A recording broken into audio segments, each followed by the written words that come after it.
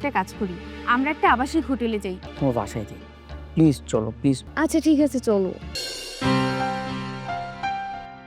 মা, আপনার নামাজ পড়া শেষ হয়েছে? হ্যাঁ বৌমা।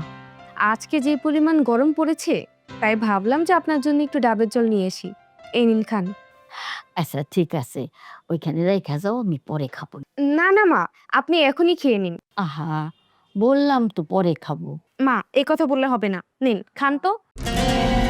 যাক, ঘুমের ওষুধ মেশানো ডাবের পানি বুড়ি খেয়ে ফেলেছে। এখন কিছুক্ষণের মধ্যেই বুড়ি ঘুমিয়ে যাবে। আর খাবো না মা। না না মা, এখনো তো অনেকখানি আছে, পুরোটা খেয়ে নিন।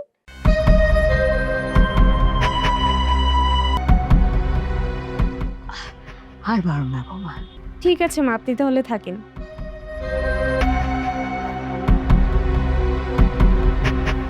মাথাটা এমন করছে কেন? মাথাটা ভারী হয়ে গেল, কি জানি প্রেশারটা বাড়ছে নাকি। যাই একটু শুয়ে থাকি।